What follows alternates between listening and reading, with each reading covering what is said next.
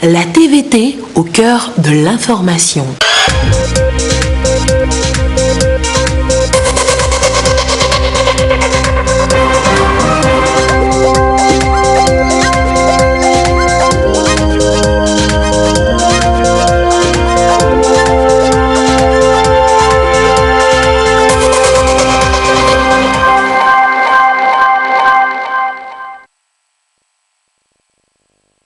Bonsoir madame, bonsoir monsieur. Voici d'abord les titres de ce journal.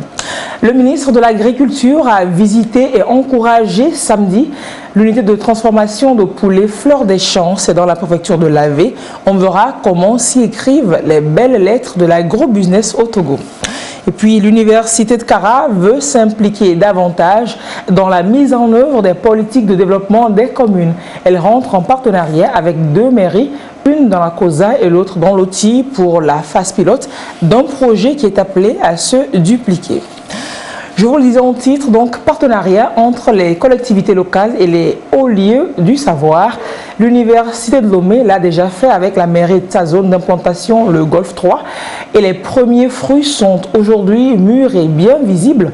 L'université de Kara vient de signer également une convention avec les communes COSA 2 et OTI 2 portant sur la participation effective au développement. Un projet pilote de 5 mois qui est financé par le PNUD. Des précisions avec Nestor Mozo.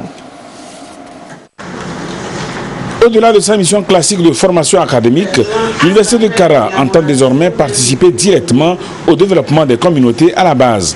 Elle en donne l'illustration avec le partenariat qu'elle a établi entre elle et les communes COSA 2 et OTI 2 à travers cette signature de convention. Une convention cadre, quand elle est signée, elle ne détaille pas tout ce qui se fera. Mais je vous donne déjà l'exemple pour la commune de COSA 2, où il y a déjà un groupement qui collabore avec l'université de Kara pour la filière de transformation du gingembre. C'est-à-dire que ce groupement produit du gingembre que l'université de Kara achète et qu'elle transforme en huile essentielle. Et que dans le cadre de ce partenariat, il est prévu qu'une unité pilote d'extraction du gingembre soit mise en place sur le territoire de la commune de COSA 2, qui sera pilotée par, on va dire, les citoyens de la commune de COSA 2. Voilà, c'est un exemple illustratif. Dans l'OTI, c'est une clinique vétérinaire mobile, puisque c'est une commune à fort potentiel d'élevage pour accompagner les éleveurs. Voilà quelques actions concrètes. Certes, la convention qui a été signée permettra aux communes COSA 2 et OTI 2 de bénéficier de l'accompagnement de l'Université de Kara en matière de développement. Mais les étudiants aussi peuvent tirer profit diversement. D'abord, dans le cadre de ce partenariat, ils seront impliqués dans des activités de recherche-action dans le cadre de leur stage de formation et des activités d'insertion professionnelle où ils peuvent faire des stages d'imprégnation en milieu professionnel. Et plus tard, ces stages d'imprégnation peuvent se traduire en contrat d'embauche, que ce soit à durée déterminée ou à durée indéterminée. Donc c'est une option aussi d'insertion professionnelle des diplômés. Après la signature et l'échange des documents, les participants ont visité l'unité de transformation du gingembre en huile essentielle de l'université de Kara. C'est au titre du projet décentralisation et localisation des objectifs de développement durable financé par le programme des Nations Unies pour le développement que l'université de Kara a signé la convention de partenariat avec les communes COSA 2 et OTI 2.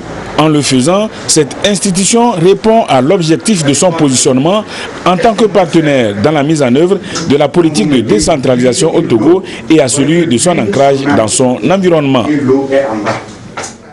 La troisième conférence internationale sur les entreprises sociales et la responsabilité sociale des entreprises qui s'est tenue à Lomé en début de semaine a mis un accent particulier sur le Covid-19 et la RSE, la responsabilité sociale des entreprises. L'on y a réfléchi sur les solutions concrètes, innovantes et surtout gagnantes à apporter aux défis actuels. Les jeunes ont été outillés à relever le défi précis de l'employabilité. L'essentiel de ces 2 jours de discussion avec Lucas. Mettre l'humain au centre des préoccupations ou de ses activités et savoir exploiter ses bénéfices ou avantages au service du développement. Ce sont là, entre autres, prérogatives d'une entreprise sociale. Au Togo, le concept est bien compris par les jeunes entrepreneurs.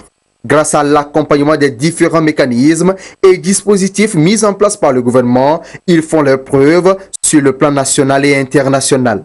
C'est l'exemple de l'entreprise Lafia. L'entreprise à Lafia achète les grains de karité, etc., les transforme et prend une bonne partie des pourcentages des revenus à créer d'autres types d'activités comme la promotion de l'éducation des filles, la construction des dispensaires, la construction des établissements scolaires, etc.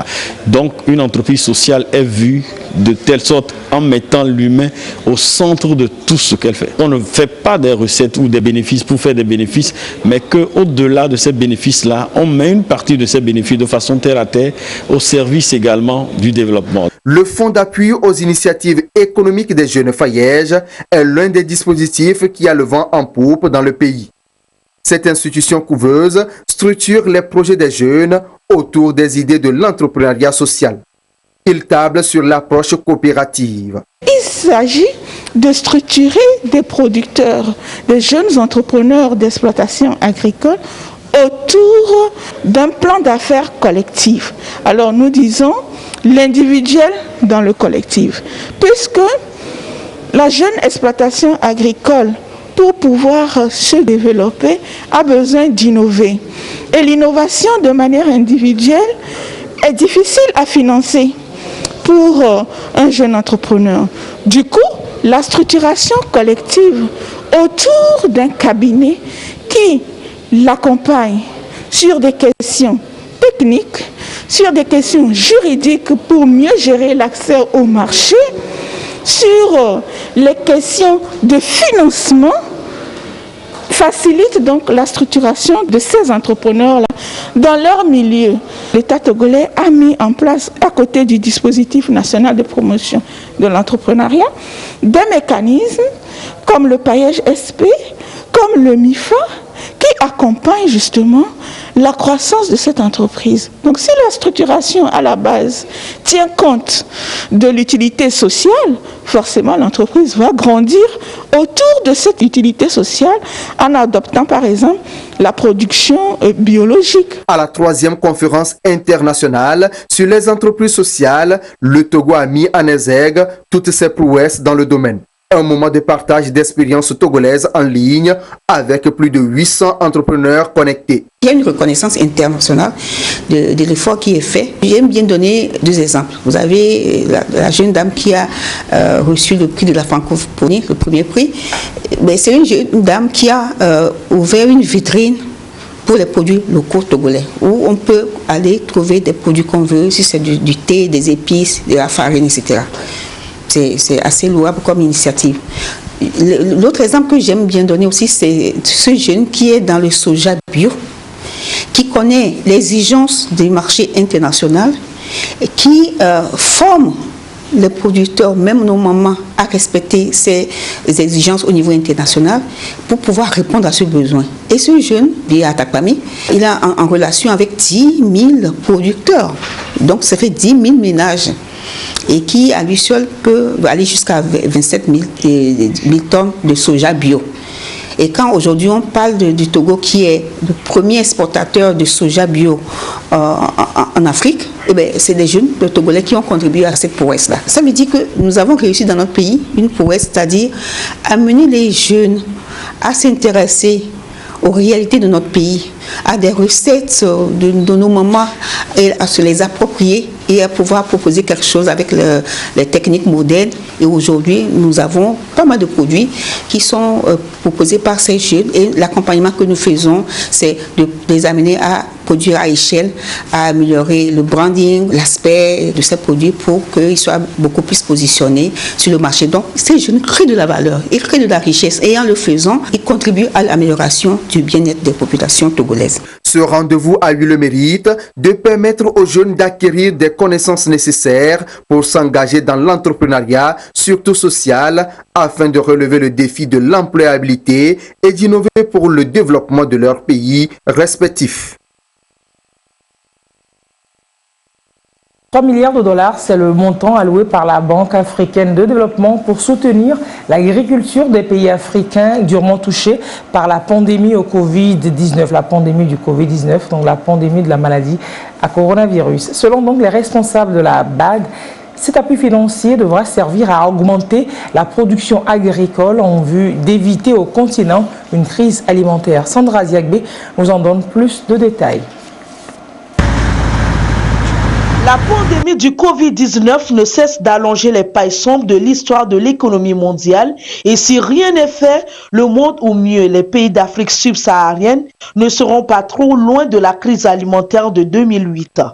Face donc à cette situation qui s'annonce et pour garantir la sécurité alimentaire au Togo, la Banque africaine de développement BAD réaffecte 3 millions de dollars destinés à la relance des agropoles et à l'achat d'intrants pour certains agriculteurs craignant le risque de famine que fait planer la persistance du Covid-19. Cette enveloppe du Fonds africain de développement approuvée pour appuyer le projet de transformation agroalimentaire du Togo vont servir à l'achat d'engrais, de pesticides organiques et de semences pour environ 150 000 petits exploitants agricoles. Selon les promoteurs de cette initiative, l'utilisation de ces intrants devrait permettre d'augmenter la production de 12 700 tonnes de maïs, 18 000 tonnes de riz, 1 700 tonnes de graines de sésame et 2 200 tonnes de produits maraîchers. Alors que le Covid-19 persiste et a jeté un coup de froid sur l'économie, la Banque panafricaine dit craindre une crise alimentaire similaire à celle de 2008 pour un pays fortement dépendant de l'extérieur et de son secteur agricole. Le 17h peut financer environ 0,2% des crédits bancaires à l'économie, représente plus de 40% du PIB et emploie près de 65% de la population active. Si plusieurs initiatives ont été mises en place pour encourager la production, la consommation locale, le Togo traîne encore une balance commerciale fortement déficitaire avec une facture des importations alimentaires qui s'alourdit d'année en année.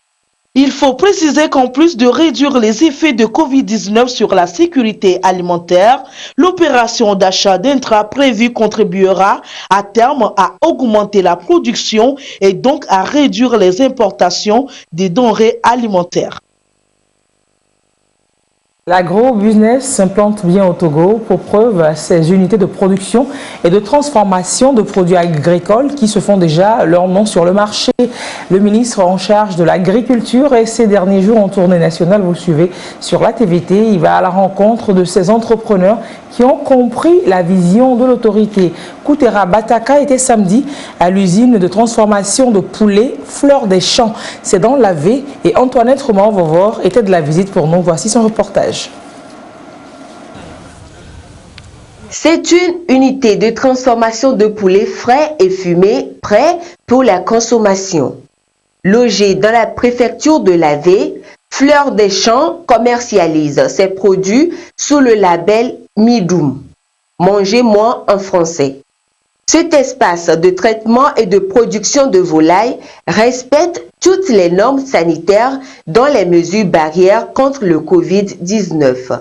Environ 15 000 poulets fumés et 24 000 poulets frais sont produits ici par mois. Nos poulets sont abattus à l'abattoir du CERSA à l'université et convoyés vers ici.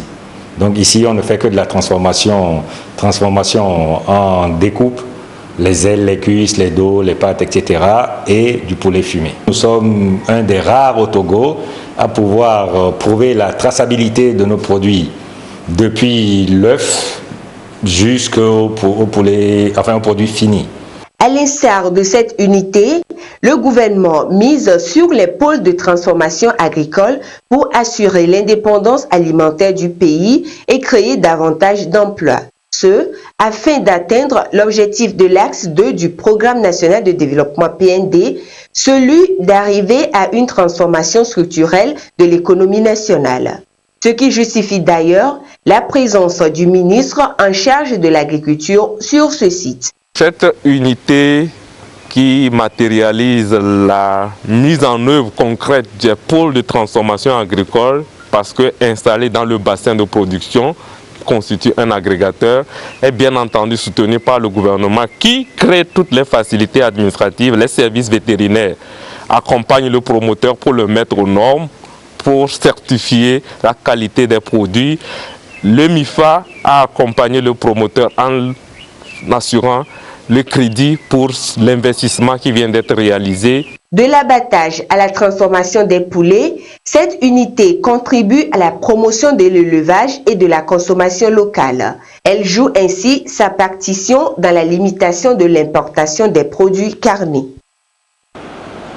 L'eau potable, tout Togolais doit y avoir accès. C'est la résolution du gouvernement qui a déjà fait passer le taux d'accès à l'eau potable de 21 à 69% en milieu rural. Et pour consolider la dynamique, 400 forages seront construits dans les régions de la Savane et de la Kara.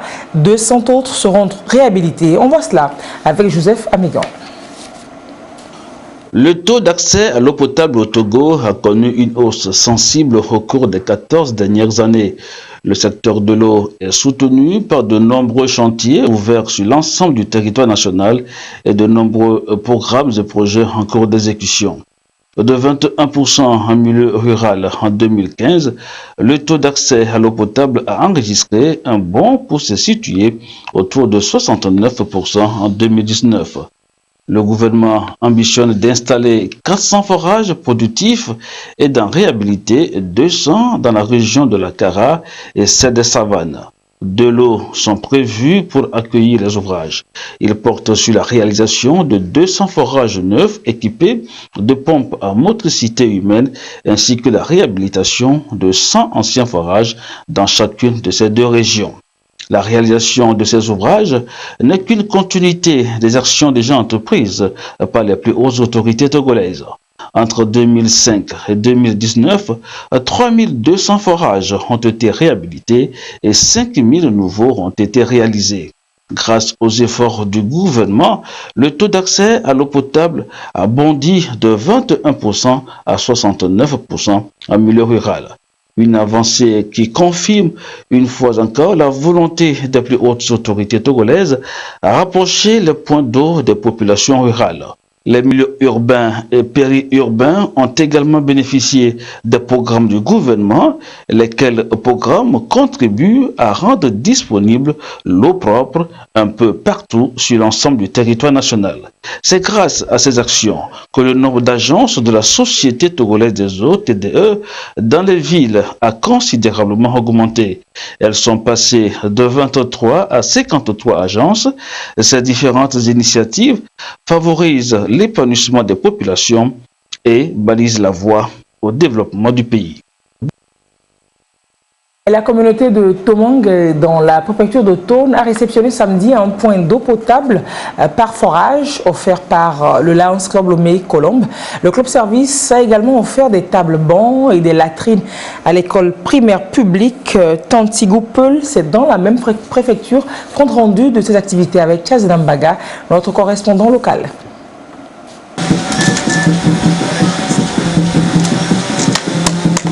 Le préfet de Tone apporte ici l'onction officielle à cette œuvre humanitaire du Lions Club Lomé Colombe à l'endroit de la communauté de Tomang.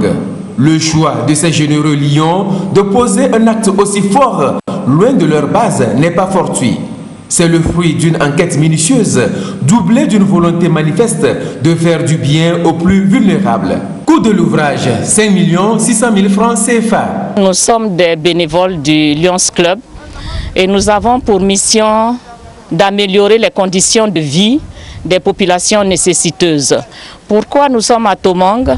Parce que nous avons mené des enquêtes et en conformité avec le service hydraulique villageoise, Tomang ne disposait pas d'eau potable. Donc les seuls points d'eau étaient des puits à ciel ouvert. Donc nous sommes venus à Tomang, c'est le premier forage à Tomang qui a une population d'environ 500 habitants et nous sommes très heureux de pouvoir offrir de l'eau potable à une population qui n'en disposait pas du tout.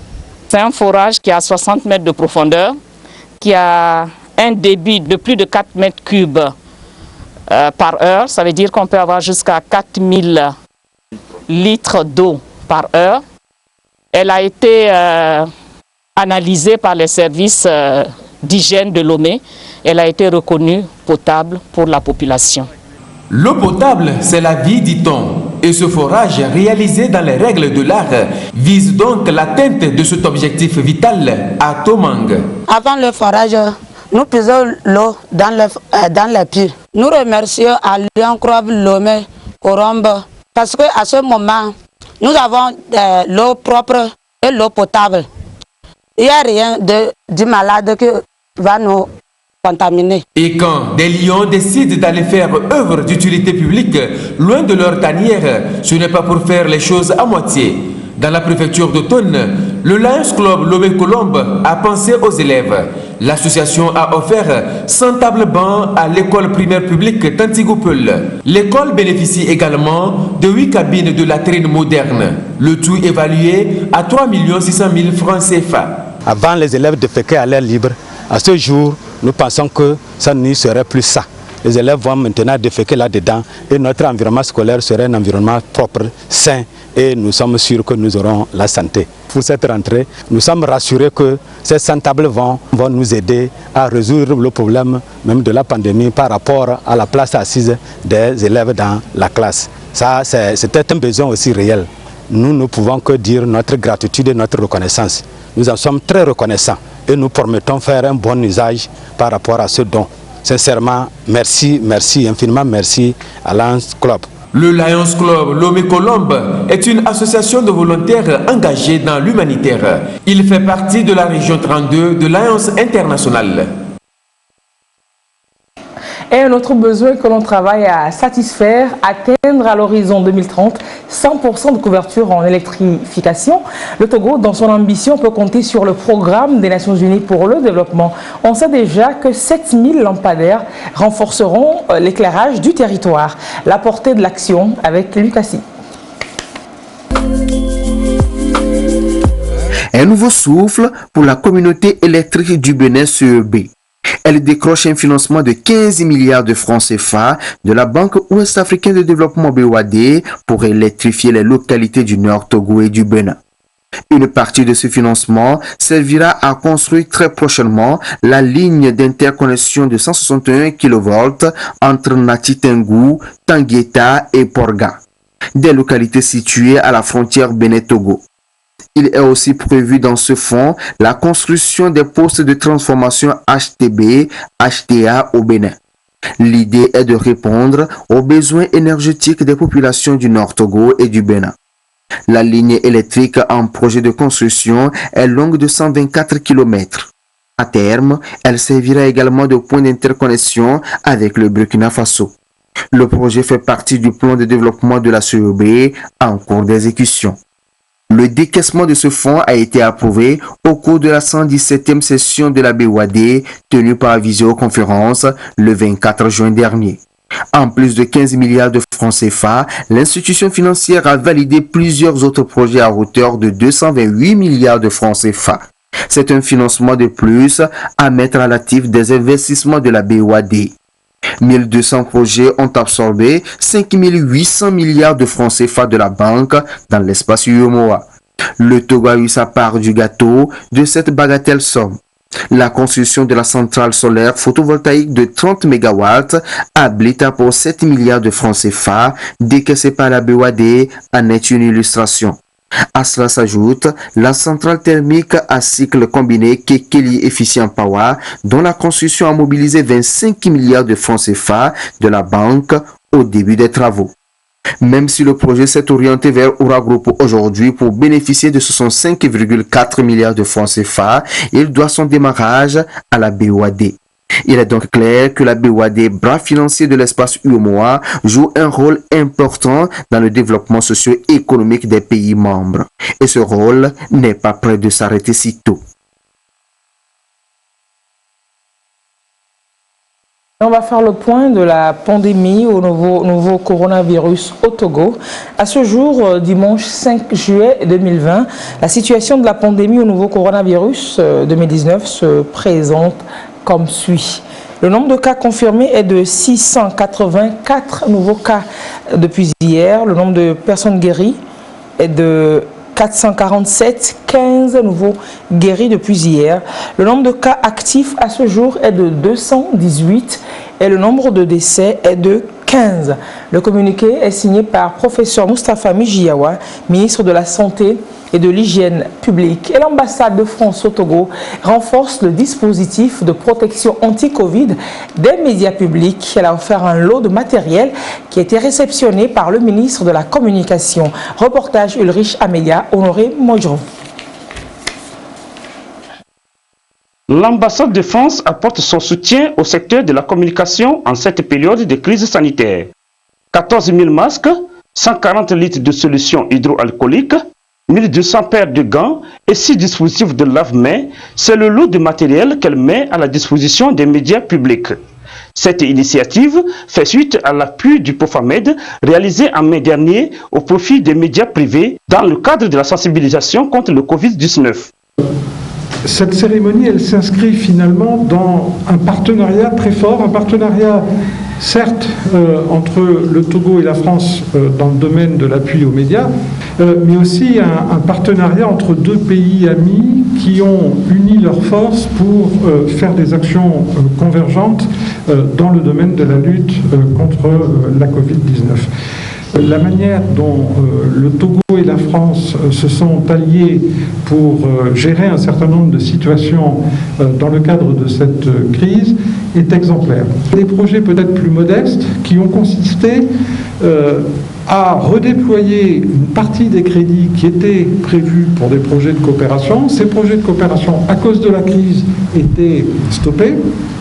Et donc on s'est dit, pourquoi ne pas utiliser une partie de ces crédits pour contribuer, dans le champ du projet, contribuer à la lutte contre la Covid-19.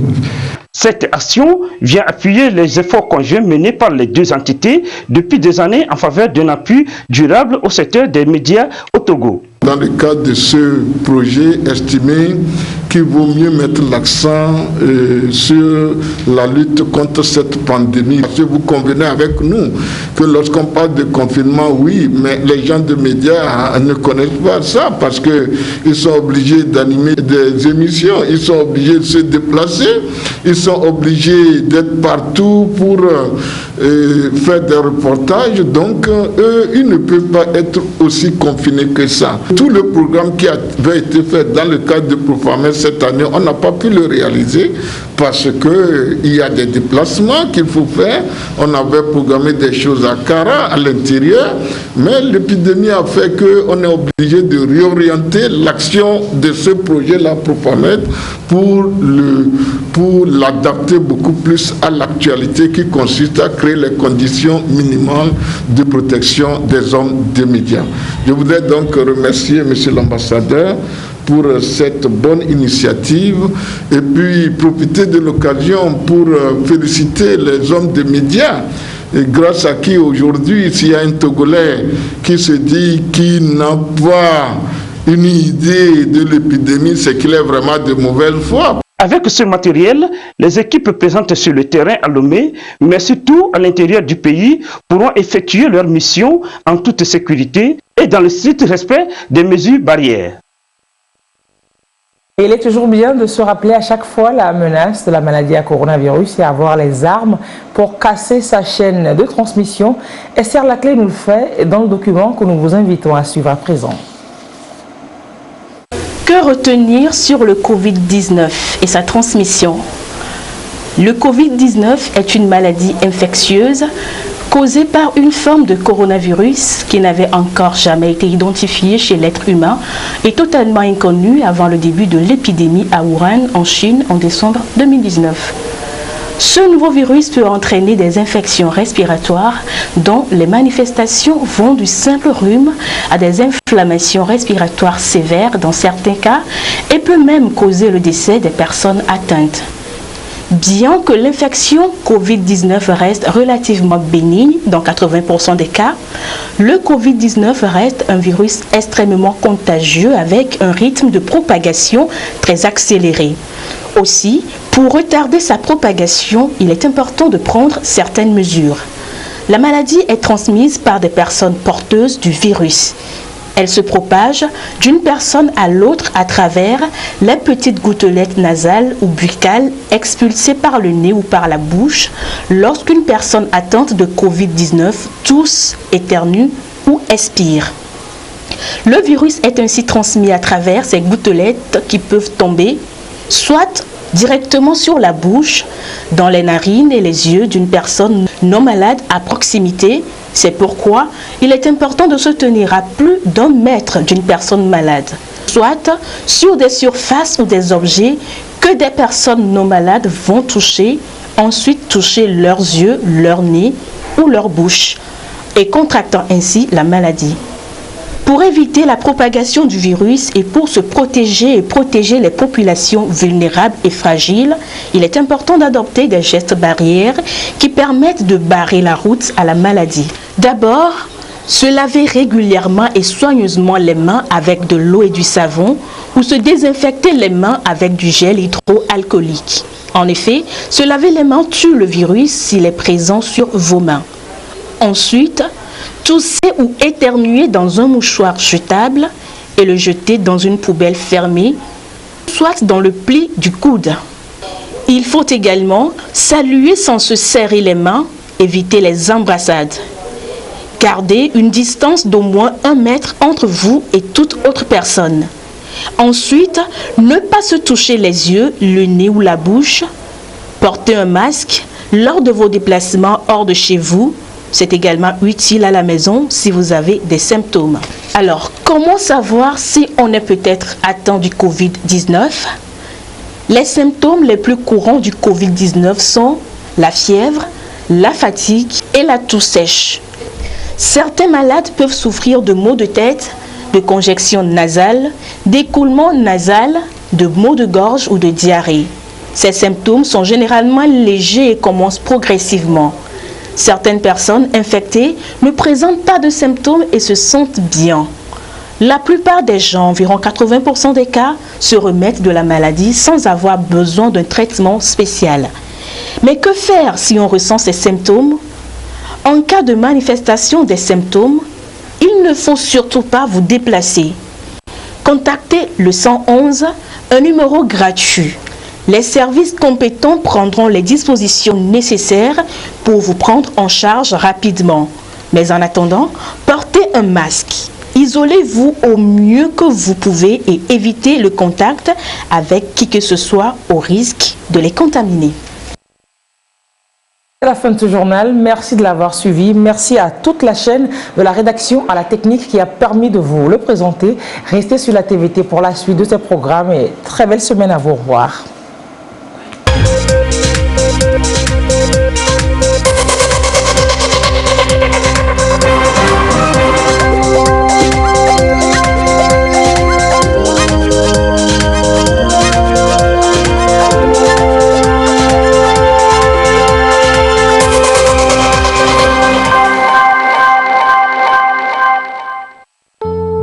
L'Agence nationale de la